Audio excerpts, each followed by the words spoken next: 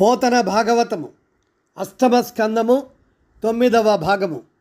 వడుగా ఎవ్వరి వాడవెవ్వడవు సంవాసన స్థలం వెయ్యది ఇయ్యడకు నీవరు దెంచుటకును సఫలమయ్యన్ వంశమున్ జన్మమున్ గడు ధన్యాత్ముడనైతి నీ ముఖము యోగ్యం వయ్యే నా కోరికల్ గడతేరెన్ సుహుతంబులయ్య శిఖులన్ కళ్యాణమిక్కాలమున్. బలిచక్రవర్తి వామనుడితో ఇలా అన్నాడు: ఓ బ్రాహ్మణ కుమార, నీకు స్వాగతము. నీవు ఎవ్వడవు? ఎవ్వరికి చెందినవాడవు? నీ నివాస స్థలమేది? నీవిక్కడికి వచ్చేటదే నా జన్మము మా వంశము సఫలత చెందినవి. ధన్యులమైతిమి. ఈ యజ్ఞము పవిత్రమైనది. నా కోరికలు నెరవేరినవి. అగ్నులు బాగుగా వ్రేలవబడినవి. ఈ సమయము మిక్కిలి మంగళకరమైనది. వరచేలంబులో మాడలో ఫలములో వన్యంబులో గోవులో హరులో రత్నములో రథంబులో విమృష్టాన్నంబులో కన్యలో కరులో కాంచనమో నికేతనములో గ్రామంబులో భూములో ధరణి ఖండమోగాక ఏమడిగెదో దాత్రి సురేంద్రోత్తమ.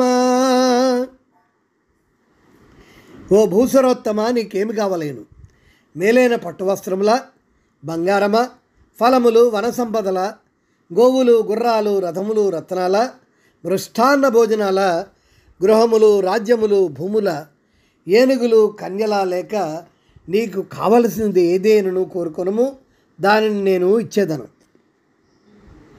ఇది నాకు నెలవని ఏ రీతి బలుకుదు ఒకచోటనక నిండి ఉండనేర్తూ ఎవ్వని వాడనంచేమని పలుకుదు నా ఎంత వాడనై నడవనేర్తు నీ నడవడి అని ఎట్లు వక్కాణింతు భూని మొప్పో కలబోవనేర్తు అది నేర్తు ఇది నేర్తునని ఏల చెప్పంగా నేరుబులన్నీయు నేననేర్తు నొరులుగారు నాకు నొరులకు నేనవుదు ఒంటి వాడ జుట్టమొకడు లేడు సిరియు దొల్లిగలదు చెప్పెదన ఆటంకి సుజనులందు దరచుజొచ్చియుందు.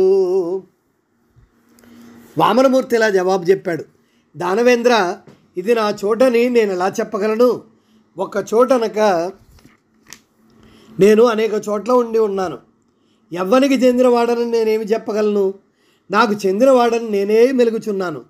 ఇది నా సంచరించు తావని నేను ఎలా చెప్పగలను? కోరి మాడు పోగడల పోవంగలను. అది నేర్చుకుంటుని ఇది నేర్చుకుంటుని అని చెప్పనిలా అన్ని విద్యలను నేను నేర్చుకున్నాను. ఎవరునూ నాకు పరులు గారు. అందరికీ నేను ఆత్మీయుడను. నేను ఒంటరి వాడను. నాకు చుట్టమొక్కడును లేడు. అంతరము లేనిది నాకెవ్వరితోనూ సంగము లేదు. ఒకప్పుడు నాకు సిరి ఉండెను. నా యొక్క నివాస స్థానము చెప్పేది వినుము.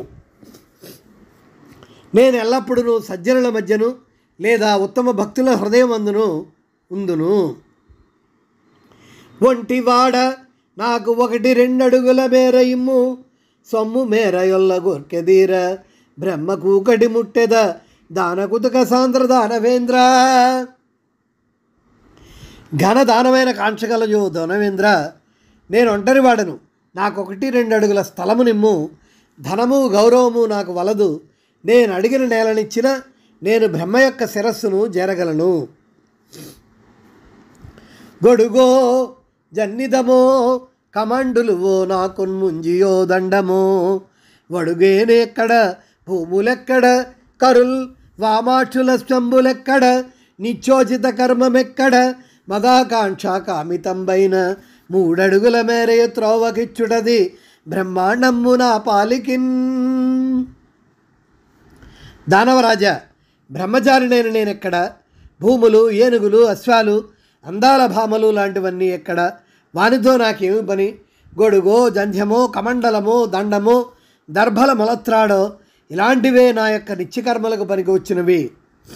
నేను కోరిన 3 అడుగుల మేర నెలనిచ్చిన నాకది ఏ బ్రహ్మాండమగును. వ్యాప్తిన్ వందక వగవక ప్రాప్తంబగులేశమైన 10,000 దృప్తింజందని మనుజుడు సప్తద్వీపములనైన జక్కంబడునే.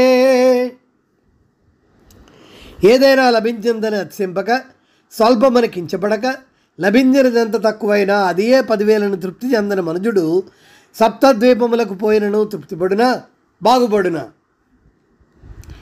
ఆశాపాసము దాగడు నిడుపులేదంతంబు రాజేంద్ర, వారాసి పావృతమేది నీ వలయ సామ్రాజ్యంబు చేకూడియిన్, గాసింబొందిరిగాక వైన్యగయ భూకాంతాదులున్నర్ధక, మాసెన్బాయగ నేర్చిరే మునుడిజా శాంతంబులంజూచిరే. దానవేశ్వర, ఆశాపాసం మిక్కిలి పొడుగైనది, దానికి అంతము లేదు. సముద్రముచే ఆవృతమైన భూమండలమంతయు తమదైన కొందరు భూమీసుల ఈ ఆశాపాసము కట్టుబడిన వారై వ్యర్థమైన ఆతలని పొందిరి కానీ తమ అర్ధకామాసం తొలగించుకొనగలిగిరా, తమ ఆశ యొక్క అంతము చూడగలిగిరా. ధనుజేంద్ర, ఈతడు ధరణీసురుడుగాడు, దేవకార్యంబు సాధించు కొరకు హరి విష్ణుడు అవ్యయుండు, అతిథి గర్భమ్మున కశ్య పశువునుడేయగలిగినట్టుగా ఒరుగవీతని కోర్కెనిచ్చెదనంటివి, దైత్య సంతతికి ఉపద్రవము వచ్చు, నీ లక్ష్మీతేజంబు నెలవు నైశ్వర్యంబు వంచించి ఇచ్చుదా వాసమునకు. మనసి జగములెల్ల మూడు పాదంబుల అఖిల కాయుడగుచును ఆక్రమించు, సర్వధనము విష్ణు సంతర్పణము చేసి పడుగు బగది ఎట్లు బ్రతికెదీవు. దానవుల గురువు శ్రేయోభిలాషి అయిన శుక్రాచార్యుడు బలితో ఇలా అన్నాడు: ఓ ధనుజేంద్ర, ఇతడు బ్రాహ్మణ బ్రహ్మచారి కాడు, దేవకార్యాన్ని సాధించుకు వచ్చి అయిన అవ్యయుడైనటువంటి విష్ణువు అతిథి గర్భాన కశ్యపుని పుత్రుడే జన్మించినవాడు. అయ్యో, తెలియక నీ ఇతనికి కోరిన దానములు ఇస్తానని చెప్పిదివి, దీనివల్ల దైత్య సంతతికి ఉపద్రవం తెచ్చిబడును. నీ యొక్క సిరి సంపదలు, తేజస్సు, రాజ్యము, ఐశ్వర్యము అన్నీను నిన్ను వంచి ఇతడు ఆ ఇంద్రునికి ఇచ్చివేయును. ఈతడు సామాన్యుడు కాడు, 3 పాదములతో అన్ని లోకములను ఆక్రమించగలడు. నీకున్న సర్వ సంపదలను ఇతనికి దానం చేసి శక్తిహీనుడవై నీవెలా బ్రతుకగలవు? ఒక్క పదమ్మున భూమియు ఒక్కట ద్రిదివంబు ద్రొక్కి ఉన్నతమూర్తిన్, ద్రిక్కులు గగనము దానై వెక్కసమై ఉన్ననెట్లు వెడలెదు చెవుమా.